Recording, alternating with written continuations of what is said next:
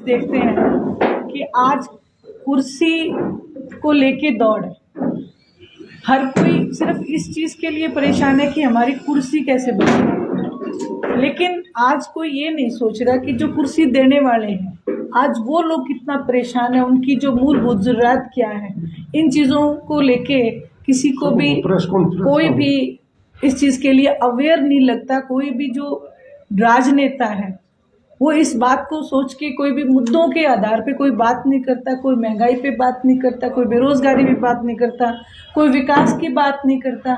हर कोई एक अपनी कुर्सी के चक्कर में कहीं से इस्तीफा देने की तैयारी में, कहीं दे दिया गया है, कहीं तो इलेक्शन हो चुके हैं इस कुर्सी के लिए।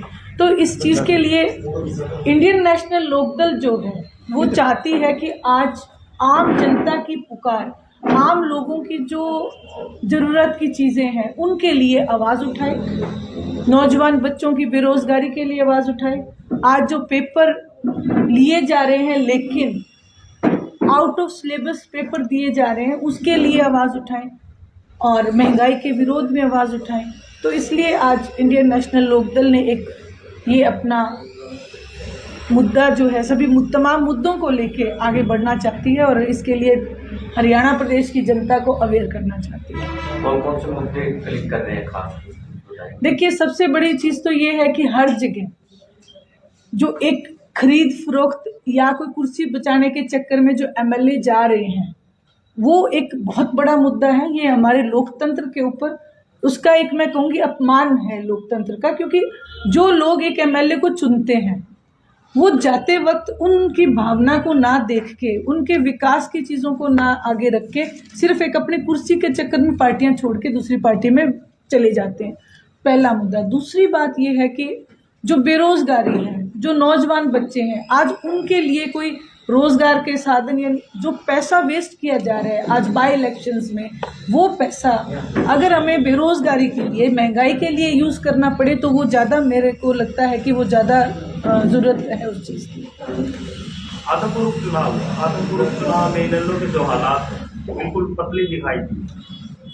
देखिए, इंडियन नेशनल लोकदल की हालात पतली नहीं, वहाँ पे जो एक बना मुद्दा जो बना, वहाँ पे जो वोटर के दिमाग में दो चीज़ें आके अटक गई, एक चुनाव जिताने के लिए, एक चुनाव हराने के लिए।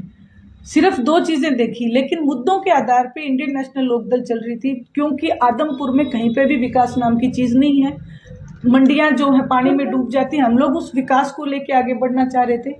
दूसरी बात, आपने ये देखा होगा भारतीय जनता पार्टी का एक मात्र उद्देश्य था कि कैसे ना कैसे करके बाय हुक की बाय क्रुक ये जो चुनाव है ये जीता जाए। भव्य बिश्नोई जी का पर्चा रद्द होता, अगर ये कोई और पार्टी का अगर कोई कैंडिडेट होता तो ये डेफिनेटली इस पर्चे को रद्द होना था, क्योंकि उन्होंने अपने एक ही केस को मेंशन किया था जबकि उनके ऊपर 3 और अलग केसेस चल रहे थे। उस चीज़ को लेके भी मैं यही कहूँगी कि गवर्नमेंट जो है पूरी तरीके से इस मूड में थी कि हम कैसे ना कैसे करके चाहे उनको कोई घपला करना पड़े, चाहे कुछ करना पड़े, हम इस इलेक्शन को छीन लेंगे। आपने चलो आदमपुर का कहा कि भाई वहाँ पे हराने जिताने के लिए 3 चुनाव से शुरू करें, फिरोजपुर जाए, फिर आदमपुर जाए, तो इन्हें तो क्यों नहीं खुद को, मतलब जो कभी हरियाणा में सत्ता में भी रहे हैं, उनके विपक्षी दल भी रहे हैं जी, वो क्यों नहीं मतलब मेन स्ट्रीम, मतलब उनकी लड़ाई में ही हर जगह ये नहीं हो सकता कि हराने जिताने के लिए चुनाव। देखिए, हर जगह नहीं, आप एलनाबाद का इलेक्शन भूल गए। एलनाबाद का जो इलेक्शन हुआ था वो एलनाबाद का इलेक्शन और बड़ौदा का इलेक्शन, बड़ौदा का इलेक्शन एक ट्रेजेडी की वजह से हुआ क्योंकि वो एमएलए नहीं रहे थे। एलनाबाद का इलेक्शन जो हुआ, मैं 2 ही इलेक्शन मानूंगी, क्योंकि ये जो बाकी जो आपने इलेक्शन बोला, जो ये जो इलेक्शन है ये सिर्फ स्वार्थ के वशीभूत हुआ। इसीलिए मैंने इस बात का जिक्र किया कि हराने और जिताने के लिए। बड़ौदा के समय क्या हुआ था कि जो इंडियन नेशनल लोकदल है उसमें भारी टूट हुई थी। उस समय हमारे वर्कर को हमें समेटने के लिए समय चाहिए था। एलनाबाद का जो इलेक्शन हुआ वो एक किसानी मुद्दे के, जो 13 महीने तक किसान परेशान थे, उस मुद्दे को लेकर इलेक्शन हुआ। उसमें अभय सिंह जी चौटाला को 9,000 और अधिक वोट मिलके वो विधानसभा में पहुंचे। जहां तक आपने बात कही कि अपने आप को, आज आप चाहे विपक्ष है चाहे कोई पक्ष है, हर इस बात को मुरीद है इस बात का कि अभय सिंह जी चौटाला जो कहते हैं वो करते हैं। लेकिन जो बात आपने कही कि आदमपुर के चुनाव में इंडियन नेशनल लोकदल की पहले से 3 गुना ज़्यादा परफॉर्मेंस है, क्योंकि उस समय हमारी पार्टी की टूट थी। इस वक्त जो था, ये जो इलेक्शन था, ये मैंने जो बताया, बीजेपी पूरी तरीके से इस बात के लिए लगी हुई थी कि हमें कैसे ना कैसे करके इस इलेक्शन को छीनना है या जीतना है, क्योंकि उनके लिए एलनाबाद की हार एक बहुत बड़ा सबब बनी थी और जिसके थ्रू उन्हें 3 काले कानून वापस लेने पड़े। तो मैडम, आप अभी खरीद फरोख्त की बात की थी, आपने विधायक को खरीद फरोख्त जी, तो उस परिप्रेक्ष्य में कुर्सी बिश्नोई को जोड़कर देखा जाए या वो बीजेपी जो कर रही है खरीद फरोख्त है, दबाव की पॉलिसी से चल के जो देखिए बीजेपी की जो पॉलिसी है, जो थ्रू आउट अगर आप देखें इन ऑल ओवर इंडिया, आप ये देखें कि बीजेपी ने एक एजेंडा बना रखा है कि जो बिके उसे खरीदो, जो दबे उसे दबाओ। भूपेंद्र सिंह जी हुड्डा को ये हमेशा एक, जब भी वो उभरने की कोशिश करते हैं, ये उनको एक जेल का सीन दिखा देते हैं, वो वापस चले जाते हैं। आप मुझे एक बात बताएं, जो आदमपुर का चुनाव है, वो आदमपुर का चुनाव क्या कांग्रेस ने लड़ा? ये क्वेश्चन मार्क है। कांग्रेस ने ये चुनाव नहीं लड़ा, ये सिर्फ एक हुड्डा गुट ने चुनाव लड़ा है। कांग्रेस ने चुनाव ही नहीं लड़ा, क्योंकि यहाँ पे गुटबाजी इतनी ज़्यादा उभर के आ चुकी है। ऐसे में लोगों ने सोचा कि कोई फर्क नहीं पड़ता कि अगर इसको डाल दे। वो चाहते थे, कुछ लोग जो वहाँ पे ये चाहते थे कि भव्य बिश्नोई को कैसे हराएं, और कुछ लोग ये चाहते थे कि भव्य बिश्नोई को कैसे जिताएं, ताकि एक लोगों के दिमाग में एक बात है कि जो मौजूदा गवर्नमेंट है और गवर्नमेंट के साथ अगर जाएंगे तो हो सकता है कल थोड़े मोटे जो हमारे काम है वो हो जाएंगे, जो कि मुझे नहीं लगता कि होंगे, लेकिन फिर भी लोगों की एक उम्मीद होती है और लोगों का जो फैसला है वो मैं यही कहूँगी सर्वमान्य होना चाहिए। और जनता जनार्दन है, जनार्दन नाम भगवान का है, उनका फैसला सर्वोपरि है। जी, अगर सिंह ने इस्तीफा दिया और चुनाव जीत गए तो एक बार बहुत गेम किया जी, उससे आगे नहीं बढ़ पा रहे। नहीं जी, उस खड़े हैं यहाँ के कार्यकर्ता देखे पूरे हरियाणा में एक बार हुआ था कि जो कहते हैं करते जी, लेकिन अब उससे आगे क्यों नहीं बढ़ पाए? देखिए मैं आपको ये कहना चाहूँगी, अभय सिंह जी चौटाला ने इस्तीफा दिया, इलाहाबाद का चुनाव हुआ, उसके बाद में 25 सितंबर की जो रैली हुई, वो इस बात का एक बहुत बड़ा जवाब है अपने आप में कि पिछली जितनी भी रैलियाँ सबके रिकॉर्ड टूटे और वहाँ पे तीसरे मोर्चे के गठन की तैयारी हुई। और सभी आपने देखा होगा, सभी जो भी आए थे, जितने भी नेतागण आए थे, उन्होंने सभी ने ओम प्रकाश जी चौटाला को, अभय सिंह जी चौटाला को इस बात के लिए बधाई दी थी कि भी आपने जो इतनी बड़ी भीड़, इतनी बड़ी मात्रा में जो आगे हमारे महिलाएं बैठी हैं, पुरुष बैठे हैं, जो हिले तक नहीं, तो उन्होंने इस बात के लिए बधाई दी थी। ये अपने आप में एक जवाब है। इंडियन नेशनल लोकदल गेन ही कर रही है, उसके बाद मुझे नहीं लगता कि पीछे मुड़ के हम देखेंगे। मैम, कई बार उजाला से जो राजनीति करते हैं चौधरी वीरेंद्र जी, वो आपकी रैली में भी आए थे जी, उसमें चर्चाएं चल रही थी कि ना कि चौधरी साहब का मन इनेलो की तरफ जा रहा है। कुछ ऐसा है भी, चाहे वीरेंद्र सिंह को ले या अदर नेताओं को ले जो बीजेपी में है, वो आपसे संपर्क में, आपकी पार्टी है, कुछ ऐसा है?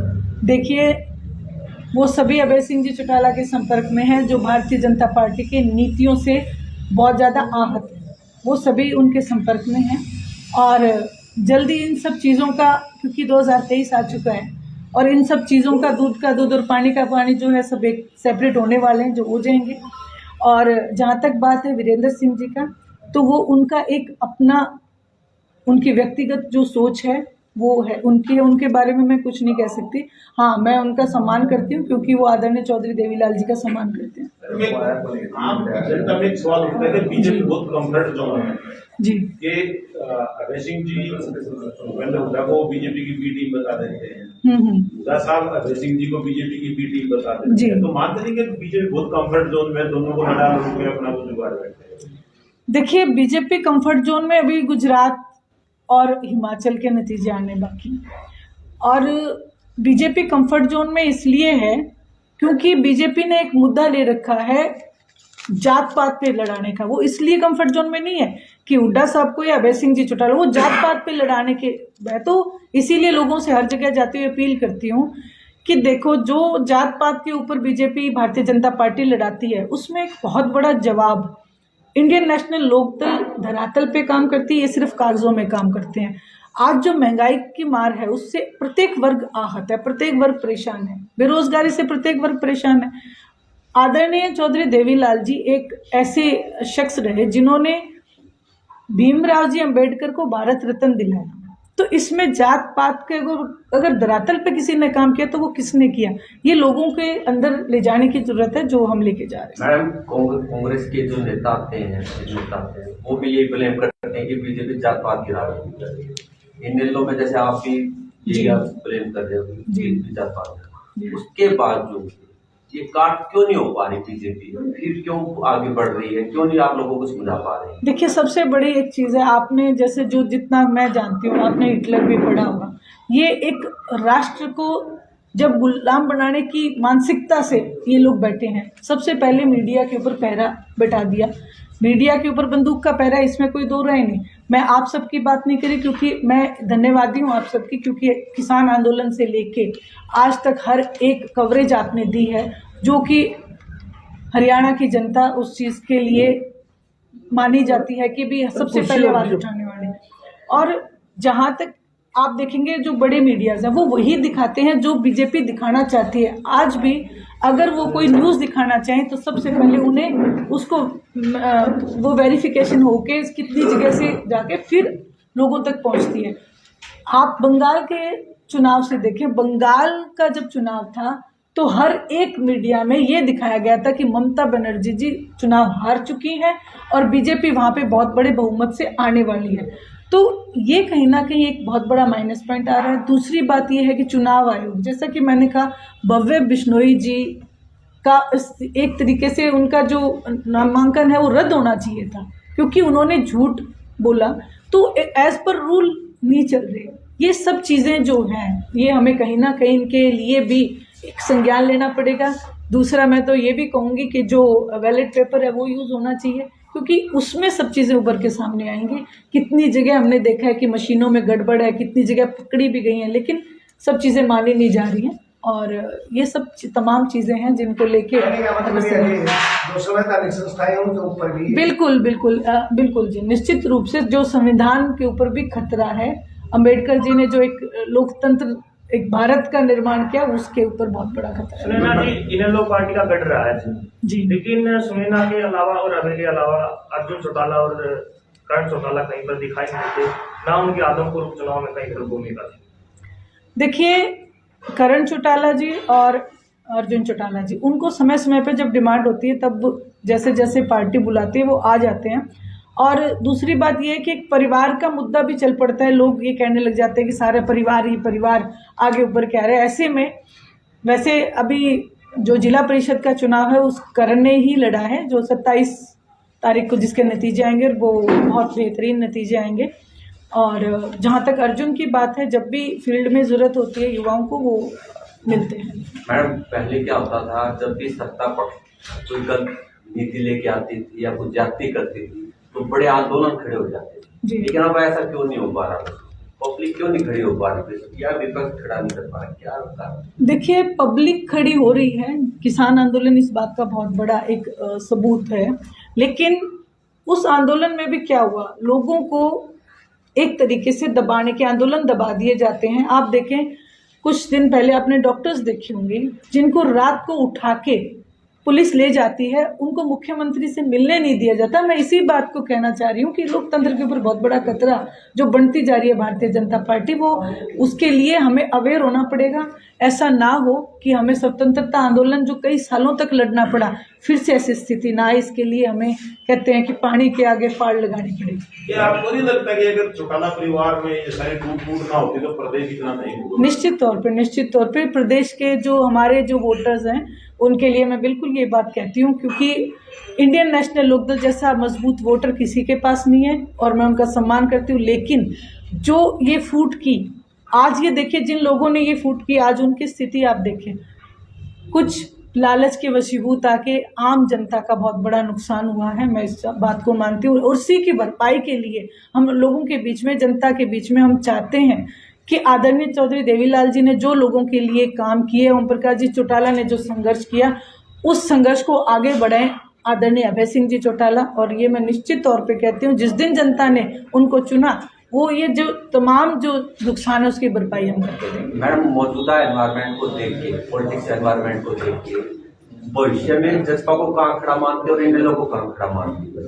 इंडियन नेशनल लोकदल मजबूत थी, मजबूत है और मजबूत रहेगी।